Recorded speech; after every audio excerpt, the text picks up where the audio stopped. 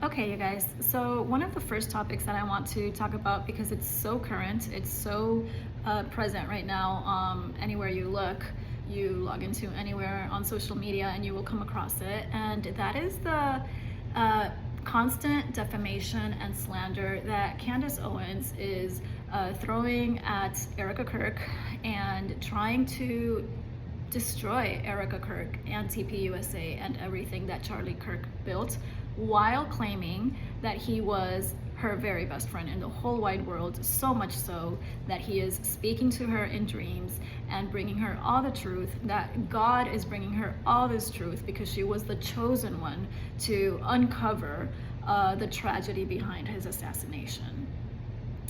That in itself is absurd. Just that much is absurd. Anyone who is anyone's best friend, the last thing they will do is try to destroy the legacy and the family of that supposed best friend. So right off the bat, we know she's lying. What surprises me is that so many people buy it. Now, I have to give some leeway here because I used to be someone who would tune into Candace Owens' show pretty regularly. I followed her show, I liked her takes. So I have to understand that when you follow someone for a long time and when they have been quite accurate, maybe not factual necessarily, but because she also gave many opinions. So her opinions used to be tolerable. They used to be acceptable. Somewhere along the line, she turned very anti-Jewish. I think that is where her internal downfall began. I trace it back to when Kanye West turned anti-Jewish. I believe that Candace Owens was basically a frenzied fan of Kanye West. And when Kanye West showed her attention, when he showed her that he liked the way she thinks, as he tweeted, I think that really, of course, excited her and made her thrilled. And then from there, she was able to even befriend Kanye West and have what seems to be somewhat of a friendship or a relationship with him. That, to me, is probably where the anti-Jewish seed was planted in her. And the ironic thing is that Kanye West seems to be reforming as far as that area of his life goes, but Candace Owens has just gone haywire, just all the way, in the direction of absolute hatred for the Jewish people, for Israel. She will say it's not for the Jewish people. She will say it's against the government. She will say it's against Zionism. That's all a disguise. That's all blah, blah, just so that she has the excuse and the avenue to attack the Jewish concept in itself.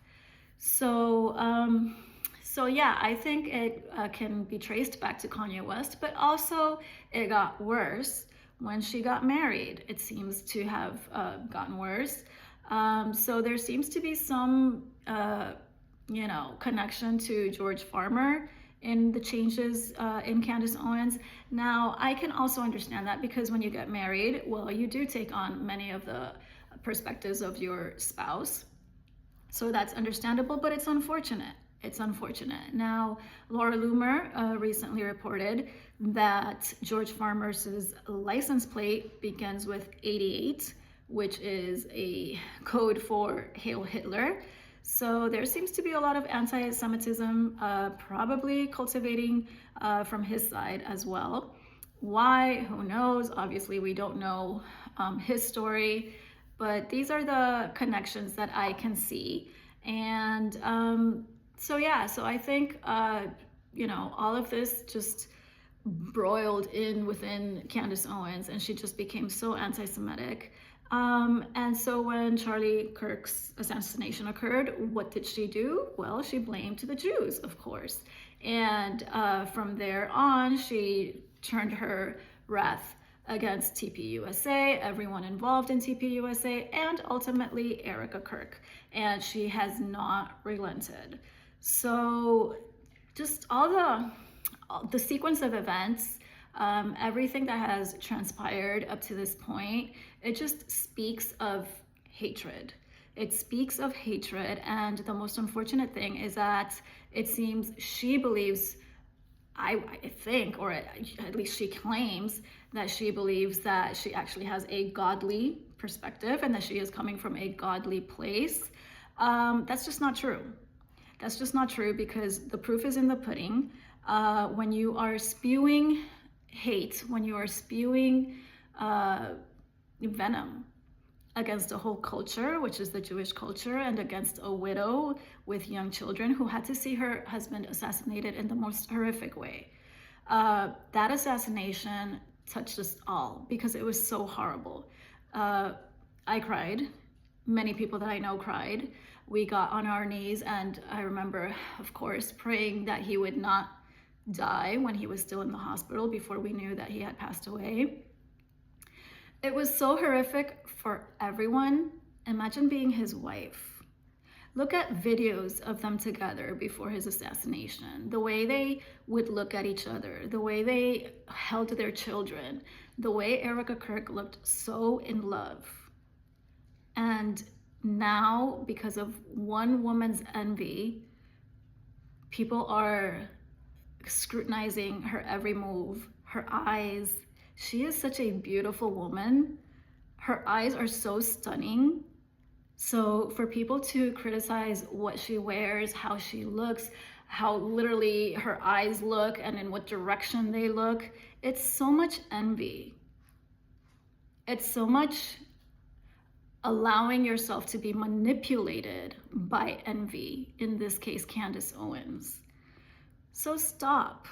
If you are one of these people, stop. It's unbecoming. It hurts your soul. It hurts the rest of us because it's cruel, but it hurts your soul. For your own sake, stop. I wish I could speak to Candace Owens directly to say these things, but I don't think it would faze her. I don't think we're at a place anymore where we can speak to her. She has doubled down so much on all her claims, on her positions against Erika Kirk, against TPUSA, that I think she thinks there's no way she can turn back for the sake of her show, for the sake of the millions that she's getting, for the sake of donations on top of the millions that she's getting to pay her Jewish lawyers. Talk about hypocrisy just a tad. So for the sake of all these things, she's not willing, or she feels she can't turn back, and that she has to ram forward like a train, except she's a train wreck, and she should turn back, and she should have the humility to say, I messed up. Perhaps my conclusions were a little aggressive. Let me reevaluate. Let me pray on it. And when she prays, may she call upon Jesus Christ to give her discernment so that she can get real truth and not the truth coming from who knows what areas of darkness, quite frankly. So I don't know if she is reachable anymore. Hopefully she is. But, you know, that's on her. What I can do is just also speak to her followers, because I used to be one. And I used to very much like her opinions. She was someone that you could listen to and receive, you know, conservative messaging that seemed spot on. There were signs. There were signs that I had picked up on. For example, she had bullied Kimberly Klasick. She had bullied Jordan Peterson for no reason, mocking his problems with prescription drugs. I mean, just things that aren't her business. So there had already been moments where I felt like This woman is a bully. She's a bully, but it hadn't been so sustained. It hadn't been so egregious as what she began to do as soon as Charlie Kirk died. So, you kept tuning in because she still provided interesting stories and an interesting take on current events. She hadn't yet become Trump's enemy. She hadn't yet, turned on MAGA. So she was still someone that MAGA people could feel that she was a good source to follow.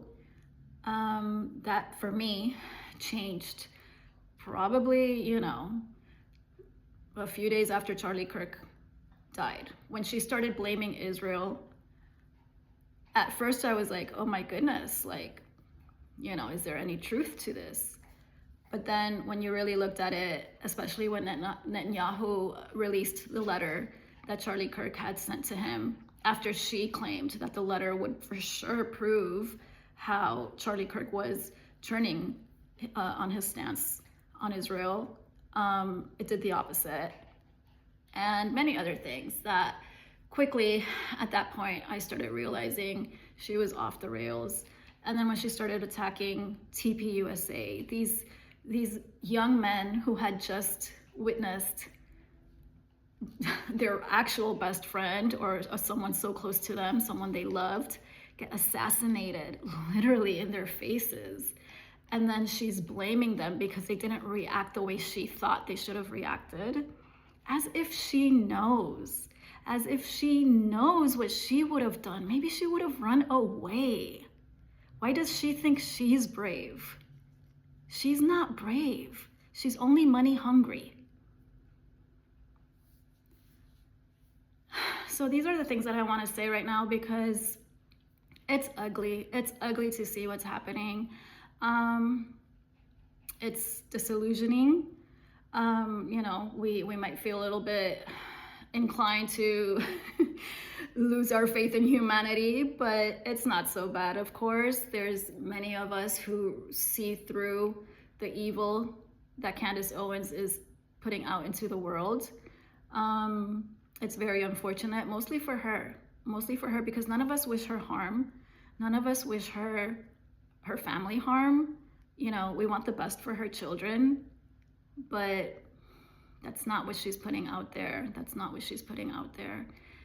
So that is my 2 cents on the diary of our times when it comes to the Candace Owens TPUSA saga, and that is a saga coming directly from Candace Owens. TPUSA and Erika Kirk have not done a thing to deserve the attacks coming their way.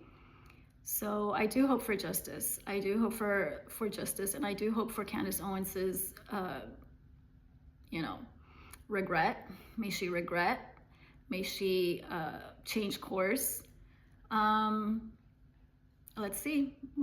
We will stay tuned and we will see what happens. But most likely there are many more lawsuits coming her way. I believe the reason that there haven't been more lawsuits yet is because Tyler Robinson is being tried. He is on trial and he is going to, hopefully face justice for what he did, his cold-blooded murder, because he didn't like Charlie Kirk's opinion on his lifestyle. He subjected all of us, the whole world, to gore, to seeing someone respectable, a good man, a good father, a good husband, get killed in front of our eyes because he didn't like his opinion on his personal lifestyle. And Candace Owens is protecting this murderer. How dare she? She is a degenerate. That's not to say that she practices degeneracy in her own life, but she is a degenerate because she protects degenerates who go so far as to assassinate her supposed best friend but yet she is protecting him and trying to destroy her supposed best friend's family, including the organization that he worked so hard to create.